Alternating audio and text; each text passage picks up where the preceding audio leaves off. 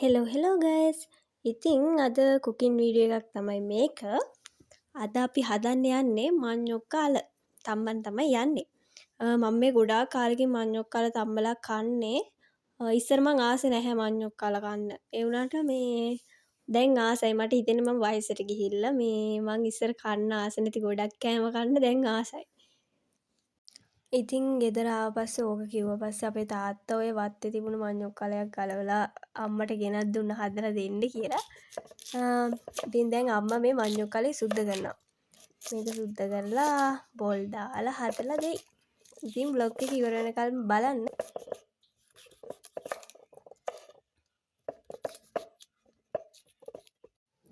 ඉතින් දැන් ඔන්න මම ලිප පත්තු කරා. මං තමයි ලිප පත්තු කරේ.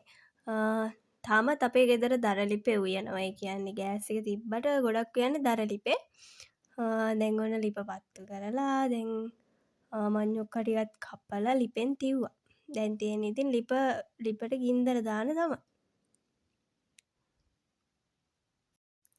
මට හිතෙනවා මේ දර ලිපේ උයන එක තව ජෙනරේෂන් දෙකකින් වගේ නැති වෙයි බොහෝ දුරට. දැන් දරත් නෑ. අනිත් එක මිනිස්සුන්ට වෙලාවකුත් නෑ. ගොඩක් ගෑස්නේ යූස් කරන්නේ. ඒ හින්දා බොහෝ දුරට තව ජෙනරේෂන් දෙකකින් වගේ දර ලිපේ උයන එක නැති වේවි. මංඤොක්කාල එක තැම්බෙනකම් පොඩ්ඩක් මැදින් ඇට් ටිකක් දාන්නම්. මේ තියෙන්නේ තුල්සි කොළ. ඔයාලා දන්නවද දන්නේ නෑ. මේ මෙන්න මේවා ගෙවල් ඉස්සරහා හිටෙව්වම සශ්‍රීකයි වගේ මත තියෙනවා. ඒකට තමයි ඔය අපේ ගෙදර හිටවලා තියෙන්නේ. කොහෙන් හරි ගෙනල්ලා. දැන් මංඤොක්කාල එක තැම්බෙනකම් අපි යමු කරපිංචා කඩාගෙන එන්න. කරපිංචා කඩන්න යද්දි දැක්කේ පේර ගහේ පේර හැදිලා තියෙනවා. ඒ වුණාට ඉදිලා නෑ. මේ ඇත්තටම රසත් නෑ ඒ පේර. මං ඔයාලට view එකක් පෙන්නන්නද? අපේ ගෙදර ඉඳන් බලද්දි නමුනුගුල වන්ද පේන විදිහ.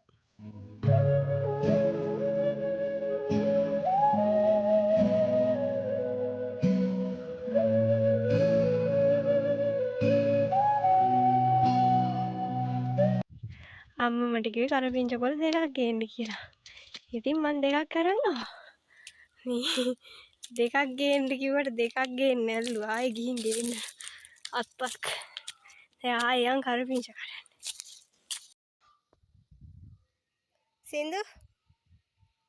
සින්දු මේ බා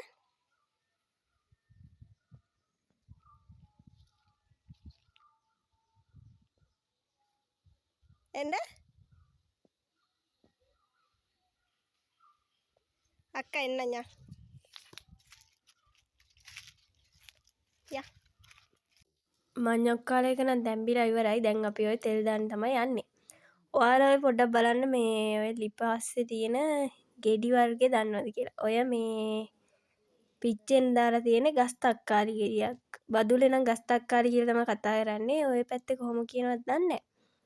ඕක පිච්චිලා ඉවරුණා පස්සේ දාන්න පුළුවන් අපිට ලුණු මිරිස් හදන එකට. ඒක දැම්මම මාර රසයි.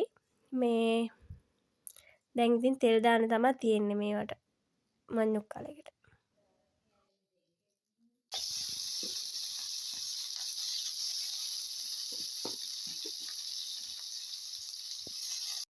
දැන් ඉතින් අපේ අම්මා මේ ලුණු මිරිස් හදනවා. ගලේ අඹරලා තමයි ලුණු මිරිස් හදන්නේ. මිරිස් ගලේ අඹරලා. මාර රසයි මිරිස් ගලේ අඹරලා හදන ලුණු මිරිස්. මං ආසම කෑමක් ලුණු මිරිස් කියන්නේ. ලුණු මිරිස් එකත් හදලා ඉවරුණාම කන්න තමයි තියෙන්නේ. මං ඒකේ වීඩියෝ එකකුත් දාන්නම් ඔයාලට.